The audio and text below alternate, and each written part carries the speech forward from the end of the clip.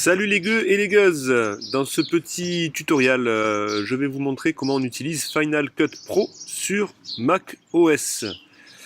Donc voilà, Final Cut Pro X 10.3.4. Donc je vais vous montrer comment on fait une petite vidéo rapidement, hein. Je ne vais pas passer 3 heures, je ne vais pas prendre plus de 10 minutes. Donc là, je vais chercher mes deux vidéos pour vous montrer. Donc c'est des extraits, hein.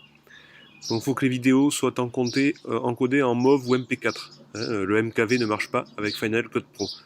Donc voilà, là c'est des vidéos extraites directement du Bebop. Donc vous voyez, donc là je les fais, soit je les conserve les fichiers à leur place, s'ils sont sur un disque dur externe, vous ne voulez pas prendre de place sur votre Mac, soit vous copiez directement dans la bibliothèque sur le disque dur du Mac. Donc moi je conserve. Donc là je crée soit un optimisé, soit un proxy. Le proxy c'est un média avec une basse définition qui permet de travailler même sur un Mac pas trop puissant. Donc moi je peux travailler très facilement dessus. Donc voilà, là j'ai mes vidéos originelles qui sont là. Là, vous voyez que le Mac est en train de travailler. Donc transcodage, analyse, il me les met en proxy. Donc il encode en basse définition, hein. Voilà. Donc ici, je vais aller voir. Donc présentation, je vais me mettre sur proxy. Parce que l'intérêt, c'est de pouvoir travailler sur les proxys. Et donc là, la qualité va être mauvaise. Vous allez voir, ça va sortir rouge. C'est normal. Puisque l'encodage n'est pas terminé. N'oubliez pas de rebasculer en original à la fin de tout le montage, sinon vous aurez une qualité minable à l'export. Je fais mes réglages, Full HD, 720p, 4K, ce que je veux. Moi je mets en 30 images secondes. Voilà. Et ici, je valide. Voilà, mon projet apparaît en haut. Vous voyez, il est là. Je peux le modifier en cours de route en cliquant dessus en allant à droite, modifier. Je peux modifier le titre, la définition, tout. Je peux tout rechanger.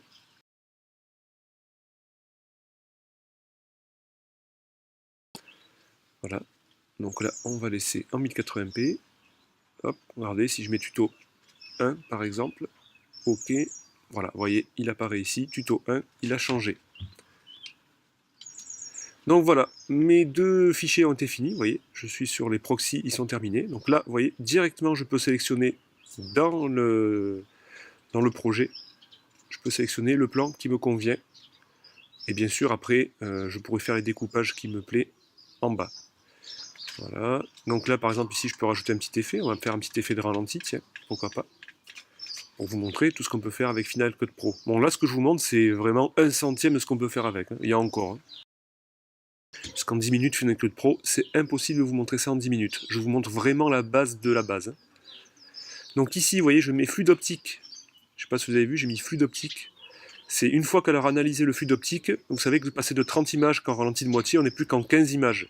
Ben là, le flux d'optique va rajouter des images entre chaque image, ce qui fait que ça va repasser en 30 images, même au ralenti. C'est vraiment très très bien fait pour l'avoir essayé, ça marche vraiment super bien, l'image reste fluide. Voilà, donc là je vais rajouter ma deuxième petite vidéo, donc vous voyez là-bas, là je sélectionne, hop, il y a un petit défaut de lentille à la fin, je le supprime d'entrée, comme ça je n'ai pas besoin d'y revenir dessus. Voilà, je fais attention que ça bouge, que ça reste cohérent. Je prends mon plan, je le balance, voilà. Donc l'analyse optique est toujours en cours. Ici j'ai ma fenêtre, vous voyez, les navigateurs d'effets et de générateurs. Donc là les transitions, pardon, les effets et transitions. Donc vous voyez une transition donc atténuée ou une transition fondue. Mais il y en a plein d'autres, je vous montrerai après, il y en a plein, vraiment plein. Voilà, là je crée une transition. Elle est créée, vous voyez. Donc là c'est une fondue. Regardez, hop, voilà. Je suis pas fan des fondus, mais bon. Donc là je supprime, je vais vous mettre une atténuation qu'ils appellent colorée. En fait c'est on passe par du noir, je préfère. Voilà, hop, ça marque le coup. Donc je supprime ça aussi. Je vais vous montrer, regardez tout ce qu'il y a. Il y en a, il y a de quoi faire, hein. Et encore, j'en ai installé quelques-unes, avec les plugins vous pouvez en mettre encore beaucoup plus. Plus que de raison, puisque vous n'en servirez même pas ne serait-ce que d'un dixième. Il y a un effet qui est pas mal que j'ai installé, c'est le Smooth Zoom Out, ou In. Donc là, vous voyez, regardez, hop, ça zoome en extérieur, mais vous avez l'effet qui peut faire zoomer en dedans aussi. Voilà, donc ça c'est un plugin que j'ai rajouté. Voilà. Voilà, là je vais vous montrer comment on applique après. Ensuite, donc vous voyez, je suis dans les effets, je ne suis plus en transition, donc là je suis en effet, je travaille la vidéo. Donc Loot, pareil, c'est un plugin que j'ai installé, qui rajoute pas mal d'effets rapides. Donc vous pouvez mettre du Kodak, vous pouvez mettre du, vous voyez, un peu de ce que vous voulez. Et après, ben, vous pouvez le mixer, c'est-à-dire mettre à 100%, ou le mettre qu'en partie, pour cacher un peu les effets, vous voyez. Donc là je désactive, vous voyez, je remets. On va se mettre, moi je mets souvent 3D strip avec et sans, vous voyez.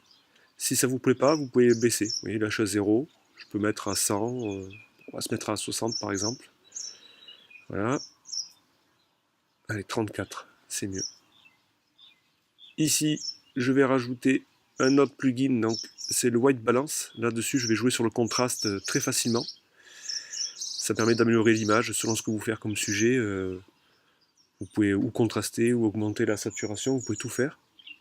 Donc voilà, vous voyez, hop, j'augmente le contraste, un peu trop peut-être. Je vais me mettre sur 3. Le contraste, il ne faut pas mettre plus de 3 en général, sinon après c'est trop, selon ce que vous voulez faire. Voilà. Je peux jouer après, plus tard, sur l'éclairage, sur plein de choses ici. Bon, je vais passer, je vais passer très vite, je ne vais pas vous montrer tout. Voilà. Donc je peux jouer sur l'éclairage aussi. Enfin voilà. Hop là, voilà, vous voyez l'image déjà a bien changé. Vous avez avant et après. On baisse un petit peu. Voilà. Ici je peux jouer aussi donc directement sur la couleur, vous voyez, donc hop, sur la saturation. Donc là je vous montre au global, mais vous pouvez faire point par point, vous pouvez faire la saturation des ombres, la saturation des clairs, enfin de tout ce que vous voulez. Vous voyez, là quand je désactive les effets, regardez, hop, et là je réactive. Vous voyez, bon, c'est pas énorme, mais il n'y a pas besoin de trop toucher non plus, sinon ça paraît pas naturel. Je peux appliquer aussi un HDR, voilà. Bon là il est beaucoup trop élevé, je vais baisser. On va mettre un tout petit peu. Voilà. Je trouve que ça définit bien l'image après. Voilà, vous voyez. Bon, là, je fais lecture, mais le Mac, il a un peu du mal, puisque je viens d'appliquer l'effet. Alors, entre chaque effet que vous mettez, soit il vous fait un rendu en direct. Bon, là, vous voyez, le rendu en direct n'est pas terrible. Soit vous laissez faire le rendu. Il vous fait un rendu en arrière-plan qui dure à peu près 2 minutes. Et là, quand vous mettez lecture, ça devient fluide. Voilà, vous voyez, là, j'ai rajouté un effet de lentille, par exemple. Bon, après, c'est pour vous montrer, il faut le faire mieux que ça, mais c'est juste pour que vous voyez. Ici, vous voyez, vous avez aussi des boutons, vous pouvez enlever des navigateurs pour vous permettre d'avoir plus de place à l'écran. Et donc c'est quand même plus confortable quand vous voulez relire une vidéo. Hop, vous voyez, c'est un peu plus gros. Voilà.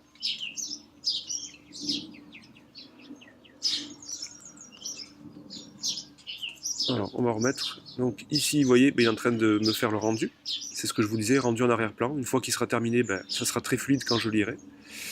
Et là, vous exportez vos vidéos, donc YouTube, Master, Facebook. Voilà, donc on va aller sur YouTube. Voilà. Et là, vous voyez, je mets toutes mes informations qu'il va y avoir dans YouTube. Donc la description, donc voilà, bord de mer par exemple. Là-haut, on met le titre de la vidéo. Île de la Réunion. Et là, les balises. Vous savez, c'est ce qui sert, comme dans Google, c'est ce qui sert à retrouver une vidéo. Donc plus vous mettez de balises, plus votre vidéo aura de la chance d'être vue. Voilà, donc vous voyez, Réunion, quelqu'un qui va taper Réunion dans YouTube, il a des chances de tomber sur votre vidéo. Île de la Réunion, île Bourbon, océan Indien, océan, enfin. Voilà. Et vous pouvez en mettre tant que vous voulez. Regardez, j'en mets encore. Je mets océan, je mets Indien. On va rajouter Saint-Gilles-les-Bains, par exemple. Voilà, je peux en mettre à l'infini. Voilà. Ici, dans mes réglages, je fais les réglages d'export. Donc, je ne peux pas aller plus loin que le HD, puisque dans mon projet, j'ai mis HD 1080p. J'aurais pu exporter en 4K, c'était du 4K. Je regarde ma vidéo, publique, je sélectionne la catégorie, et là, je fais suivant. Et là, je fais publier. Donc, ça va encoder. Et une fois qu'il est encodé, il transfère tout seul sur YouTube. Donc c'est très très pratique. Vous voyez, la taille de la vidéo 110 émo. Voilà. Bon, je ne vais pas jusque là. Ici, je vais vous montrer par exemple comment rajouter aussi un logo. Donc vous avez vu, moi dans mes vidéos maintenant, dernièrement, je fais des petites intros très simples, avec un petit effet de flou. Donc je vais sur générateur, je cherche flou gaussien. Vous mettez ce que vous voulez, moi je mets du gaussien. Vous voyez, hop, je rajoute mon flou. Je vais mettre mes transitions, donc je vais mettre mes fondus dans le logo pour qu'il rentre doucement, pour pas que ça s'affiche pouf comme ça par magie.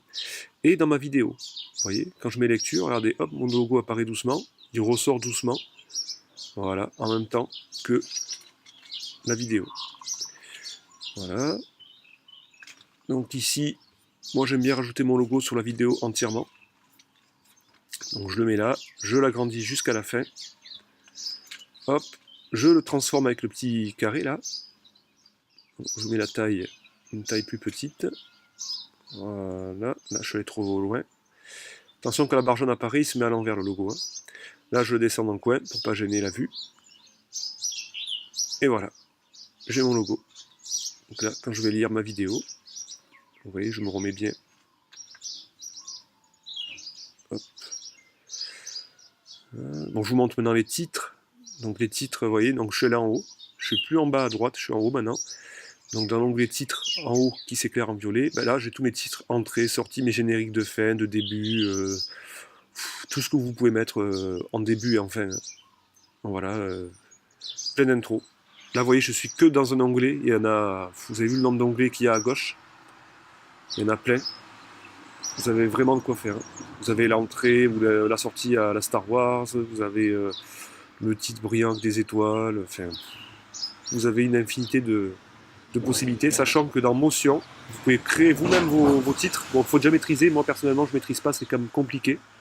C'est de la 3D et tout ça. Mais vous avez des plugins qui sont là pour ça sur internet, vous avez des plugins gratuits, vous tapez plugin Final Cut Pro et vous en trouvez plein. Hein. Voilà. Voilà, je vous montre quelques-uns vite fait là. Voilà. Après, une fois que vous exportez vos vidéos, bah, elles sortent comme je fais comme celles que vous voyez sur YouTube là. Elles sortent comme ça. Voilà. Bon, j'espère que cette petite vidéo vous aura aidé. À bientôt.